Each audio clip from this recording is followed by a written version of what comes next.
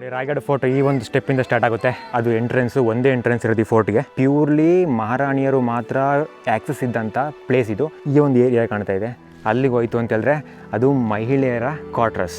ಶಿವಾಜಿ ಮಹಾರಾಜರ 6 ಹೆಂಡತಿಯರ ಈ ಒಂದೊಂದು ರೂಮ್ಗಳನ್ನ ನೋಡ್ಕೊಂಡು ಹೋಗ್ಬೋದು. ಛತ್ರಪತಿ ಶಿವಾಜಿ ಮಹಾರಾಜರು ಸ್ನಾನ ಮಾಡ್ತಿದ್ದಂಥ ಜಾಗ. ಆದರೆ ಪ್ರತಿ ಸಲ ದಾಳಿಗಳಾಗಿ ಆಗಿ ಎಲ್ಲ ಹೊಡೆದೋಗಿದೆ. ಅಲ್ಲಿ ಛತ್ರಪತಿ ಶಿವಾಜಿ ಮಹಾರಾಜರ ಸಮಾಧಿನ ನೋಡ್ಬೋದು ನಾವು. ಛತ್ರಪತಿ ಶಿವಾಜಿ ಮಹಾರಾಜರು ದರ್ಬಾರ್ ಮಾಡಿದಂಥ ಜಾಗ. ಇವೆಲ್ಲವೂ ಕೂಡ ಇಲ್ಲೇನು ಕಾಣ್ತಾ ಉಂಟು, ಇವೆಲ್ಲವೂ ಕೂಡ ಡಾಕ್ಯುಮೆಂಟ್ನ ಸೇವ್ ಮಾಡ್ತಿದ್ದಂಥ ಜಾಗ. ಆ ಜೊತೆಗೆ ಇಲ್ಲಿ ಕಾಯಿನ್ಸ್ಗಳನ್ನ ಕೂಡ ಮಾಡ್ತಾಯಿದ್ರಂತೆ.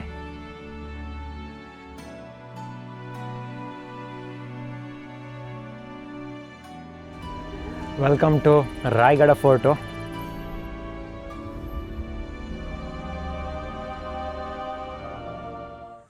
ನಮಸ್ಕಾರ ಎಲ್ಲರಿಗೂ.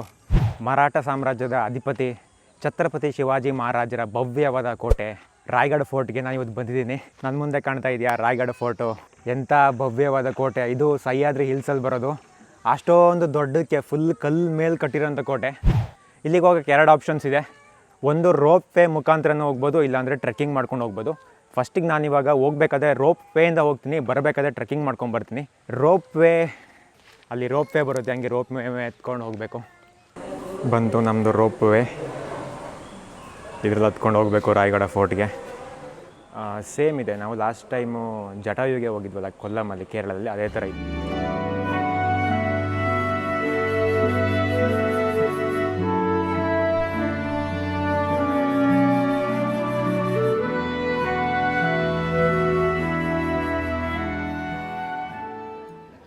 Welcome to Raigad fort. ನೋಡಿ ರಾಯಗಢ ಫೋರ್ಟು ಈ ಒಂದು ಸ್ಟೆಪ್ಪಿಂದ ಸ್ಟಾರ್ಟ್ ಆಗುತ್ತೆ.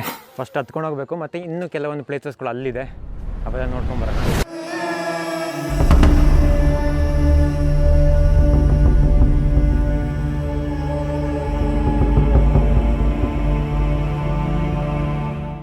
ಇವಾಗ ನಾವು ಎಂಟ್ರಿ ಆಗ್ತಾಯಿದ್ದೀವಿ ಮೇನ್ನ ದರ್ವಾಜ ಅಂತ ಹೇಳುವ ಮೊದಲ ಎಂಟ್ರೆನ್ಸ್ ಗೇಟ್ಗೆ ಈ ಒಂದು ರಾಯಗಢ ಫೋರ್ಟಲ್ಲಿ. Let's go. ನಾವಿವಾಗ ಮೀನಾ ದರ್ವಾಜ ಒಳಗಡೆ ಎಂಟ್ರೆನ್ಸ್ ಆಗಿದ್ದೀವಿ. ಮೀನಾ ದರ್ವಾಜ ನೀವು ಅಲ್ಲಿ ನೋಡ್ತೀರಾ, ಅದು ಎಂಟ್ರೆನ್ಸು, ಒಂದೇ ಎಂಟ್ರೆನ್ಸ್ ಇರೋದು ಈ ಫೋರ್ಟ್ಗೆ. ಅಲ್ಲಿಂದ ಬರ್ತಾಯಿದ್ರೆ ಇದು ಸಿಗುತ್ತೆ. ಇದು ಮಹಿಳೆಯರಿಗೋಸ್ಕರ, ಅಂದರೆ ಅವರು ದರ್ಬಾರ್ ಮಾಡೋಕ್ಕೋಸ್ಕರ ಇದ್ದಿದ್ದು. ಇದು ಸೀಕ್ರೆಟ್. ಇದರೊಳಗಡೆ ಯಾವುದೇ ರೀತಿಯ ಡೈರೆಕ್ಟ್ ಲಿಂಕ್ ಇಲ್ಲ ಹೆಂಗೆ ಹೋಗಬೇಕು ಅಂತ ಹೇಳ್ಬಿಟ್ಟು. ಎಕ್ಸಾಂಪಲ್ಲು, ಅಲ್ಲಿಂದ ಎಂಟ್ರೆನ್ಸ್ ಆಗ್ತಿದ್ದಂಗೆ ಇಲ್ಲೆಲ್ಲ ಫುಲ್ ಕಂಬಿಗಳು, ಇಲ್ಲೊಳಗಡೆ ಏರಿಯಾನೂ ಇಲ್ಲ ನೋಡಿ. ಕೆಳಗಡೆಲ್ಲ ಫುಲ್ ನಿಮಗೆ ಸ್ಪೇಸ್ ಕೊಟ್ಟಿದ್ದಾರೆ, ಯಾವುದೇ ರೀತಿ ರೋಡ್ ಇಲ್ಲ. ಸೊ ಇದನ್ನ ಒಳಗಡೆಯಿಂದ, ಕೋಟೆ ಒಳಗಡೆಯಿಂದ ಬಳಸ್ಕೊಂಬರ್ಬೇಕು. ಬಂದ್ಬಿಟ್ಟು ಆ ಮೂಲೆಯಿಂದ ಅಲ್ಲಿಂದ ಎಂಟ್ರೆನ್ಸ್ ಆಗಿ ಒಳಗಡೆ ಬರಬೇಕು. 4 ಚೇಂಬರ್ ಥರ ಮಾಡಿದ್ದಾರೆ, 1 2 3 4. ಇದರಿಂದ ಎನಿಮೀಸ್ಗಳೇನಾಗ್ತಿದ್ರು, ಕನ್ಫ್ಯೂಷನ್ ಆಗ್ತಿದ್ರು, ಇದರೊಳಗೆ ಹೋಗೋಕ್ಕೆ ಆಗ್ತಾ ಇರಲಿಲ್ಲ. ಇದು ಏನು ಅಂತ ಹೇಳಿದ್ರೆ ಪ್ಯೂರ್ಲಿ ಮಹಾರಾಣಿಯರು ಮಾತ್ರ ಆ್ಯಕ್ಸಸ್ ಇದ್ದಂಥ ಪ್ಲೇಸ್ ಇದು. ಇದರಲ್ಲಿ ಸೈನಿಕರಾಗಿರ್ಬೋದು, ಇಲ್ಲಾಂದರೆ ಇಲ್ಲಿ ಕೆಲಸ ಮಾಡ್ತಿದ್ದ ಜನಗಳಿಗೆ ಆ್ಯಕ್ಸಸ್ ಇರಲಿಲ್ಲ. ಇನ್ ಕೇಸ್ ಎನಿಮೀಸ್ಗಳೇನಾದ್ರು ಅಟ್ಯಾಕ್ ಮಾಡಿದಾಗ ಈ ಪ್ಲೇಸ್ ಒಳಗೆ ಈಸಿಯಾಗಿ ಹೋಗೋಕ್ಕೆ ಆಗ್ತಿರಲಿಲ್ಲ. ಅಂಥದ್ದೊಂದು ರಹಸ್ಯವಾದಂಥ ಏರಿಯಾಗಳನ್ನ ಮಾಡ್ಕೊಂಡಿದ್ರು. ಇದರಿಂದ ಏನಾಗ್ತಿತ್ತು ಅಂತ ಹೇಳಿದ್ರೆ ಮಹಿಳೆಯರಿಗೆ ಈಸಿಯಾಗಿ ಹೊರಗಡೆ ಹೋಗ್ಬೋದಾಗಿತ್ತು, ಹೊರಗಡೆ ಬರ್ಬೋದಾಗಿತ್ತು. ಇದೊಂಥರ ಎಮರ್ಜೆನ್ಸಿ ಎಕ್ಸಿಟ್ ಇದ್ದಂಗೆ. ಈ ಒಂದು ಮೀನಾ ದರ್ವಾಜನ ಹೆಸರು ಹೇಳಂಗೆ ಲೇಡೀಸ್ಗಳಿಗೆ ಸೆಕ್ಯೂರಿಟಿ ಕೊಡೋಕ್ಕೋಸ್ಕರನೇ ಮಾಡ್ಕೊಂಡಿದ್ರು. ಇದು ಎಂಟ್ರೆನ್ಸಲ್ಲೇ ಬರುತ್ತೆ. ಈ ಒಂದು ಪ್ಲೇಸ್ದ ಎದುರುಗಡೆನೇ ಈ ಒಂದು ಏರಿಯಾ ಕಾಣ್ತಾ ಇದೆ. ಅಲ್ಲಿಗೆ ಹೋಯ್ತು ಅಂತ ಹೇಳಿದ್ರೆ ಅದು ಮಹಿಳೆಯರ ಕ್ವಾರ್ಟರ್ಸ್. ನಾನಿವಾಗ ರಾಯಗಢ ಫೋರ್ಟ್ನ ಕ್ವೀನ್ಸ್ ಪ್ಯಾಲೇಸ್ ಒಳಗಡೆ ಎಂಟ್ರಿ ಆಗ್ತಾಯಿದ್ದೀನಿ. ಇದು ಹೆಸರೇ ಹೇಳುವಂಗೆ ಇಲ್ಲಿ ಮಹಾರಾಣಿಯರು ವಾಸ ಮಾಡ್ತಿದ್ದಂಥ ಸ್ಥಳ, ಅಂದರೆ ಅವ್ರದ್ದು ಬೆಡ್ರೂಮ್ಗಳು.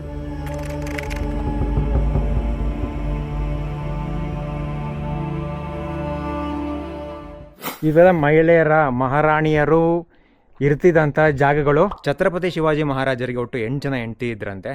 ಅದರಲ್ಲಿ 6 ಜನ ಈ ರಾಯಗಢ ಫೋರ್ಟಲ್ಲಿ ಲೈಫ್ನ ಲೀಡ್ ಮಾಡ್ತಾಯಿದ್ರು. ಆ 6 ಜನರಿಗೋಸ್ಕರ ಸಪ್ರೇಟಾಗಿ ಒಂದೊಂದೊಂದು ರೂಮ್ಗಳನ್ನ ಮಾಡಿಟ್ಟಿದ್ರು. ಅದರಲ್ಲಿ ನಾವು ನೋಡ್ತಾ ಇರುವಂಥ ರೂಮ್ಗಳಿದು. ಇದು ಒಂದು ರೂಮು. ಈ ಎಂಟ್ರೆನ್ಸ್, ಈ ಫುಲ್ ಎಂಟೈರ್ ಏನಿದೆ ಇವೆಲ್ಲವೂ ಕೂಡ ಒಬ್ರಿಗೋಸ್ಕರ ಇದ್ದಿದ್ದು. ಇಲ್ಲಿ ಎಕ್ಸಾಕ್ಟಾಗಿ ಇದು ಏನಕ್ಕಿದೆ, ಅದು ಏನಕ್ಕಿದೆ ಅಂತ ಗೊತ್ತಿಲ್ಲ. ಆದರೆ ಈ ಒಂದು ಇಷ್ಟೊಂದು ದೊಡ್ಡ ರೂಮು ಒಬ್ರಿಗೋಸ್ಕರ ಇತ್ತು. ಇನ್ನು ಅದ್ರ ಪಕ್ಕದಲ್ಲೇ ಬಂದರೆ ನಾವು ಅವ್ರಿಗೆ ಇದ್ದಂಥ ಬಾಲ್ಕನಿ ಫೆಸಿಲಿಟಿನ ನೋಡ್ಬೋದು. ಇದು ಬಾಲ್ಕನಿ ಫೆಸಿಲಿಟಿ. ಇಲ್ಲಿ ಒಂದಿದೆ ಆ್ಯಂಡ್ ಅಲ್ಲೊಂದಿದೆ. ಇಲ್ಲಿ ಹೊರಗಡೆ ನೋಡಲಿಕ್ಕೆ ಇರುವಂಥ ಜಾಗ ಇದು. ಮಹಿಳೆಯರು ಹೊರಗಡೆಯಿಂದ ಬಂದರೆ ಅಲ್ಲಿ ಉದ್ದಕ್ಕೂ ಎಲ್ಲ ಕಾಣುತ್ತೆ, ಬೆಟ್ಟ, ಇಲ್ಲಿ ಮುಂದೆ ಏನಾಗ್ತಾಯಿದೆ, ಏನು ಮಾಡ್ತಾಯಿದ್ದಾರೆ ಅಂತ. ಆ ಥರ ಪ್ರತಿಯೊಂದು ನೋಡಿ. ಇಲ್ಲೊಂದು, ಅದು ಸೆಕೆಂಡು, ಅಲ್ಲಿ 3, ಹಂಗೆ ಹೋಗ್ತಾ 6 ಇದೆ ಅದು. ಸೊ ಈ ಥರ ಮಹಿಳೆಯರಿಗೆ ಫೆಸಿಲಿಟಿನ ಛತ್ರಪತಿ ಶಿವಾಜಿ ಅವರು ಈ ರಾಯಗಢ ಫೋರ್ಟಲ್ಲಿ ಮಾಡಿದರು.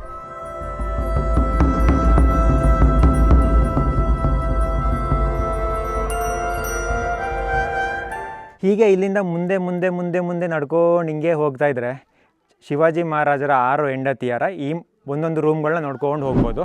ಇದು ಒಬ್ರದ್ದಾದರೆ ಈ ಕಡೆ ಸೈಡ್ ಬಂದರೆ ಅದೇ ಥರ ಇನ್ನೊಂದು ಮಾಡಿದ್ದಾರೆ. ಇದು 2ನೇದು. ಸೇಮ್ ಎಲ್ಲದರಲ್ಲೂ ಸೇಮ್ ಪ್ಯಾಟರ್ನು. 1 2 ಅಲ್ಲಿ ಬಾಲ್ಕನಿ ಸಿಸ್ಟಮ್ಸ್ ಇದೆ, ಅಲ್ಲೊಂದು ಬಾಲ್ಕನಿ ಸಿಸ್ಟಮ್ ಇದೆ.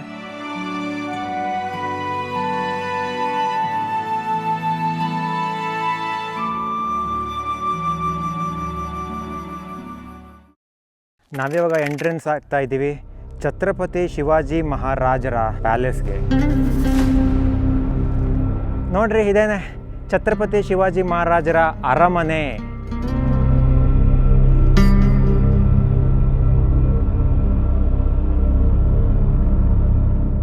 ಆಚೆ ಸೈಡಲ್ಲಿ ಅವ್ರ ವೈಫ್ ಸ್ಟೇ ಮಾಡ್ತಾಯಿದ್ರು. ಅದ್ರ ಎದುರುಗಡೆನೆ ಛತ್ರಪತಿ ಶಿವಾಜಿ ಮಹಾರಾಜರು ಇಲ್ಲಿ ಅವರು ತಮ್ಮ ಜೀವನವನ್ನು ಕಳೀತಾರೆ ಈ ಒಂದು ರಾಯಗಢ ಫೋರ್ಟಲ್ಲಿ. ಇದು ಪ್ರತಿಯೊಂದು ಇದು ಪಾತ್ವೇ, ಅವ್ರು ನಡ್ಕೊಂಡು ಹೋಗ್ತಿದ್ದಂಥ ಜಾಗ ಇವೆಲ್ಲ. ಎಷ್ಟು ಸಲ ಅವ್ರು ನಡ್ಕೊಂಡು ಹೋಗಿದ್ದಾರೆ ಈ ಜಾಗದಲ್ಲಿ. ನಾವು ಆ ಜಾಗದಲ್ಲಿ ನಡೀತಾ ಇದ್ದೀವಿ ಇವತ್ತು. ನೋಡಿ, ನಮ್ಮಿಂದ ಕಾಣ್ತಾ ಇದೆ ಇದು ಛತ್ರಪತಿ ಶಿವಾಜಿ ಮಹಾರಾಜರು ಸ್ನಾನ ಮಾಡ್ತಿದ್ದಂಥ ಜಾಗ, ಸ್ವಿಮ್ಮಿಂಗ್ ಪೂಲ್.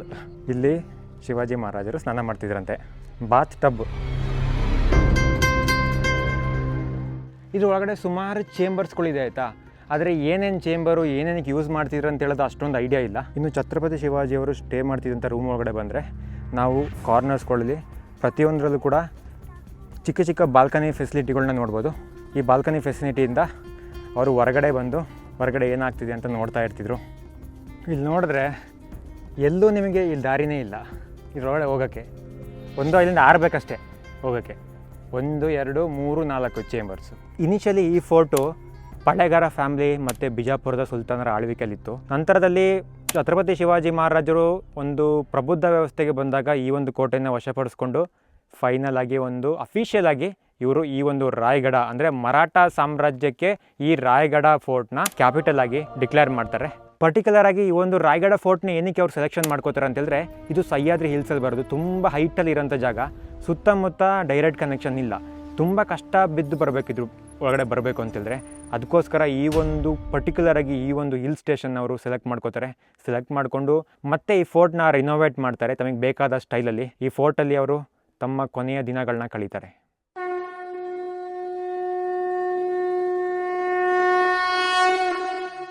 ಈ ಒಂದು ಫೋರ್ಟ್ ಒಳಗಡೆ ಬಂದರೆ ಛತ್ರಪತಿ ಶಿವಾಜಿಯವರ ಕಾಲದಲ್ಲಿ ಇಲ್ಲಿ ಒಳಗಡೆ ಒಂದು ಮಾರ್ಕೆಟ್ ಪ್ಲೇಸ್ ಇತ್ತು. ಆವಾಗಿನ ಕಾಲದ ಮಾರ್ಕೆಟ್ ಪ್ಲೇಸು ಸುತ್ತ ಆ ಕಡೆ ಸೈಡ್ ಇದೆ ಆ್ಯಂಡ್ ಈ ಕಡೆ ಸೈಡಿಂದ ಇದೆ. ಇಲ್ಲೆಲ್ಲ ಬಿಸ್ನೆಸ್ ಮಾಡ್ತಾ ಇದ್ದಿದ್ರು. ಆ್ಯಂಡ್ ಇದ್ರ ಮೇಲ್ಗಡೆ ಏನಿದೆ ಅದ್ರ ಮೇಲ್ಗಡೆ ಎಲ್ಲವೂ ಕೂಡ ವುಡನ್ನಿಂದ ಕ್ಲೋಸ್ ಮಾಡಿದರು. ಆದರೆ ಪ್ರತಿ ಸಲ ದಾಳಿಗಳಾಗಿ ಆಗಿ ಆಗಿ ಎಲ್ಲ ಹೊಡೆದೋಗಿದೆ. ಫೌಂಡೇಶನ್ ಏನಿದೆ ಅದು ಮಾತ್ರ ಬಾಕಿಯಾಗಿದೆ, ರಿಮೈನಿಂಗ್ ಎಲ್ಲ ಹೋಗ್ಬಿಟ್ಟಿದೆ. ಇದು ಮಾರ್ಕೆಟ್ ಪ್ಲೇಸ್. ಆವಾಗಿನ ಕಾಲದಲ್ಲಿ ಈ ಒಂದು ಮಾರ್ಕೆಟ್ ಪ್ಲೇಸ್ನ ಅವರು ಬಜಾರ್ ಪೇಟ್ ಅಂತ ಕರೀತಾ ಇದ್ರು. ಬಜಾರ್ ಪೇಟ್ ಅಂತ ಹೇಳೋದು ಹಿಂದಿ ಮರಾಠಿ ಆ ಒಂದು ಲ್ಯಾಂಗ್ವೇಜಲ್ಲಿ ಬರುತ್ತೆ. ಆವಾಗ ಮರಾಠಿ ಯೂಸ್ ಮಾಡ್ತಿದ್ರಿಂದ ಇವರು ಜಾಸ್ತಿಯಾಗಿ ಮರಾಠಿ ಲ್ಯಾಂಗ್ವೇಜನ್ನೇ ಯೂಸ್ ಮಾಡಿದ್ದಾರೆ ಎಲ್ಲ ಕಡೆ ಈ ಫೋರ್ಟ್ ನೇಮ್ಗಳಲ್ಲಿ. ಶಿವಾಜಿ ಮಹಾರಾಜರು ಶಿವನ ಪರಮ ಭಕ್ತರು. ಅದಕ್ಕೋಸ್ಕರನೇ ಅವರು ಜಗದೀಶ್ವರ ಟೆಂಪಲ್ನ ಬಿಲ್ಡ್ ಮಾಡ್ತಾರೆ. ಈ ಒಂದು ಟೆಂಪಲ್ ಜೊತೆಗೆ ಈ ಒಂದು ಫೋರ್ಟ್ನ ರಿನೋವೇಟ್ ಮಾಡಿದ್ದು ಅವರ ಆರ್ಕಿಟೆಕ್ಟರ್ ಆಗಿದ್ದಂತಹ ಹೀರೋಜಿ ಇಂದುಲ್ಕರ್ ಅವರು.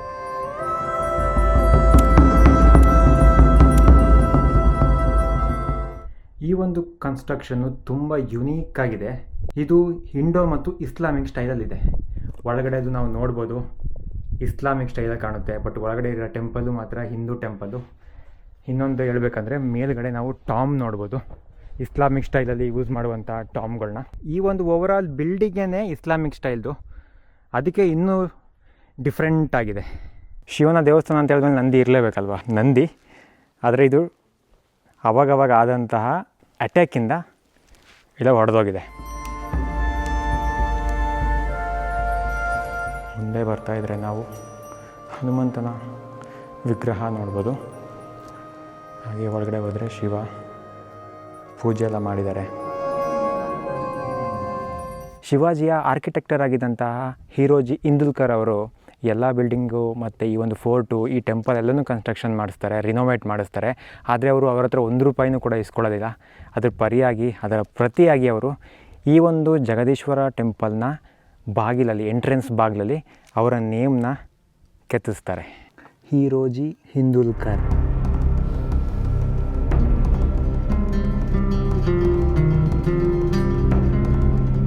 ನಾವು ಜಗದೀಶ್ವರ ಟೆಂಪಲ್ನ ನೋಡಿಕೊಂಡು ಸ್ವಲ್ಪ ಮುಂದೆ ಬಂದರೆ ಅಲ್ಲಿ ಛತ್ರಪತಿ ಶಿವಾಜಿ ಮಹಾರಾಜರ ಸಮಾಧಿನ ನೋಡ್ಬೋದು ನಾವು.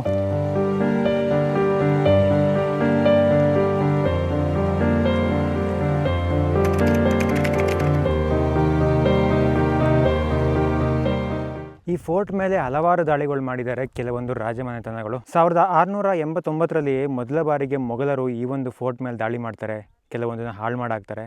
ನಂತರದಲ್ಲಿ 1707ರಲ್ಲಿ ಸಿದ್ದಿ ಜೋಹರ್ ಅವರು ದಾಳಿ ಮಾಡ್ತಾರೆ. ಅವರು ಬಿಜಾಪುರದ ಸುಲ್ತಾನರ ಒಬ್ಬ ಕಮಾಂಡರ್. ನಂತರದಲ್ಲಿ ಅವರು ಒಂದು 23 ವರ್ಷಗಳ ಕಾಲ ಈ ಒಂದು ಫೋರ್ಟ್ನ ಆಳ್ವಿಕೆ ಮಾಡ್ತಾರೆ. ಮತ್ತೆ ಪುನಃ ಮರಾಠ ಸಾಮ್ರಾಜ್ಯದವರು 1730ರಲ್ಲಿ ವಶಪಡಿಸ್ಕೊಂಡು ಫೈನಲಿ 1818ರಲ್ಲಿ ಬ್ರಿಟಿಷರು ಬರ್ತಾರೆ. ಬಂದ್ಬಿಟ್ಟು ಎಲ್ಲನೂ ದಾಳಿ ಮಾಡಿ ನಾಶ ಮಾಡಿ ಹೋಗ್ಬಿಡ್ತಾರೆ. ಬ್ರಿಟಿಷರಿಗೂ ಮತ್ತು ಮರಾಠ ಎಂಪರರ್, ಅದರಲ್ಲೂ ಕೂಡ ಎಕ್ಸ್ಪೆಷಲಿ ಶಿವಾಜಿ ಮಹಾರಾಜರಿಗೂ ಯಾವಾಗಲೂ ಕೂಡ ಡಿಸ್ಪ್ಯೂಟ್ ಇದ್ದೇ ಇತ್ತು. ಬಿಡ್ತಾ ಇರಲಿಲ್ಲ ಬ್ರಿಟಿಷರು, ಮತ್ತೆ ಆಕ್ರಮಣ ಮಾಡ್ತಾ ಇರ್ತಿದ್ರು. ಬಟ್ ಶಿವಾಜಿ ಮಹಾರಾಜರು ಎಕ್ಸ್ಪೈರ್ ಆದಮೇಲೆ ಬ್ರಿಟಿಷರು ಒಂದು ಮಾತು ಹೇಳ್ತಾರೆ, ಒಂದು ವೇಳೆ ಶಿವಾಜಿ ಏನಾರು ಇನ್ನೊಂದು 5ರಿಂದ 10 ವರ್ಷ ಇನ್ನೂ ಬದುಕಿದ್ದರೆ ನಾವು ಯಾವಾಗಲೂ ಫ್ರೀಡಮ್ನ ಕೊಟ್ಬಿಟ್ಟು ಹೋಗ್ಬಿಡ್ತಿದ್ವಿ ಅಂತ ಒಂದು ಮಾತು ಹೇಳ್ತಾರೆ. ಅಂದರೆ ಶಿವಾಜಿ ಮಹಾರಾಜರು ಆ ಲೆವೆಲ್ನ ಅಧಿಕಾರನ ಚಲಾಯಿಸ್ತಿದ್ರು, ಆ ಲೆವೆಲ್ನ ಪ್ಲ್ಯಾನ್ ಮಾಡ್ತಾಯಿದ್ರು. ಅದಕ್ಕೋಸ್ಕರ ಅವ್ರು ಆ ಮಾತನ್ನ ಹೇಳ್ತಾರೆ. ನಾವು ಛತ್ರಪತಿ ಶಿವಾಜಿ ಮಹಾರಾಜರ ಸಮಾಧಿನ ನೋಡ್ಕೊಬಂದ್ವಿ. ಛತ್ರಪತಿ ಶಿವಾಜಿಯವರು ಪ್ರೀತಿಯಿಂದ ಒಂದು ನಾಯಿನ ಸಾಕಿದ್ರು, ವಾಗ್ಯ ಅಂತ ಹೇಳ್ಬಿಟ್ಟು. ನಾನು ಹಿಂದೆ ಕಾಣ್ತಾ ಇದ್ದೆ ಅದ್ರ ಸಮಾಧಿ. ಅದ್ರ ಸಮಾಧಿನೂ ಕೂಡ ಸ್ಟ್ಯಾಚು ಮಾಡಿದ್ದಾರೆ.